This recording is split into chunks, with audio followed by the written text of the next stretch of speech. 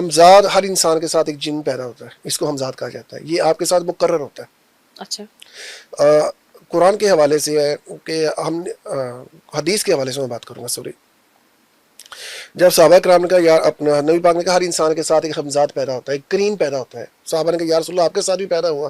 آپ نے کہا ہاں میرے ساتھ بھی پیدا ہوا، لیکن میرے کرین نے کلمہ پڑھ لیا۔ صحیح، یہاں سے یہ ظاہر ہوتا ہے کہ کرین کو، ہمزاد کو آپ اپنے رنگ میں لے کے چل سکتے ہیں، اپنے رنگ میں ڈھال سکتے ہیں، ٹھیک ہے نا۔ جب انسان دنیا سے چلا جاتا ہے، یہ بزرگوں کے مطابق، عملیات کے مطابق بات کرنے لگا ہوں میں، یہ مذہب کے مطابق بات نہیں، عملیات ایک فن ہے، فن عملیات ہے، یہ مذہب کی بات نہیں ہے، ٹھیک ہے۔ صحیح، جب انسان جاتا ہے دنیا سے تو مٹی میں چلی گئی، روح عالم ارواح میں، ہمزاد اس کا قبر پہ بیٹھ جاتا ہے۔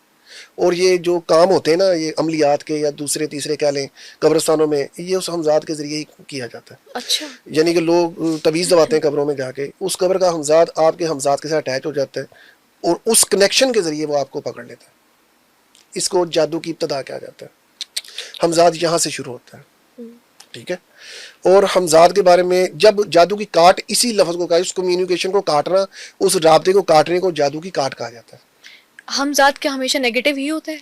زیادہ تر یعنی کہ اگر میں اپنا ہمزاد تابع کرنا تو سراسر بے وقوفی ہے، کیونکہ جتنے آپ طاقتور ہیں، جتنے آپ نے عمل کیا اتنا ہی وہ طاقتور ہوگا، وہ آپ کو لے کے بیٹھ جائے گا۔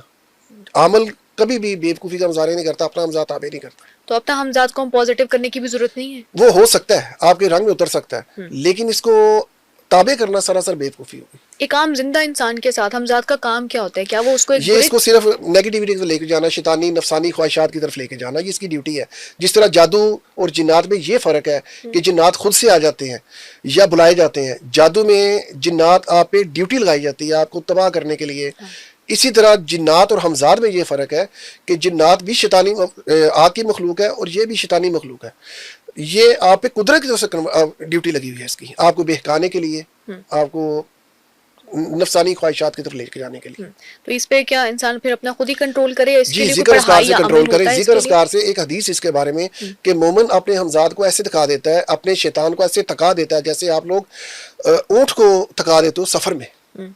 یہ آپ پہ ڈیپینڈ کرتا ہے کہ آپ نے کس طرح اس کو تھکانا ہے، اس پہ کس طرح فتح کرنا ہے۔ تو اس کے لیے بھی کوئی اذکار ہوتے ہیں؟ جی، ذکر اذکار، نماز کی پابندی کریں، درود پاک پڑھیں، اور اپنے رنگ میں اس کو لے کے چلیں بجائے اس کے رنگ میں جانے کے لیے۔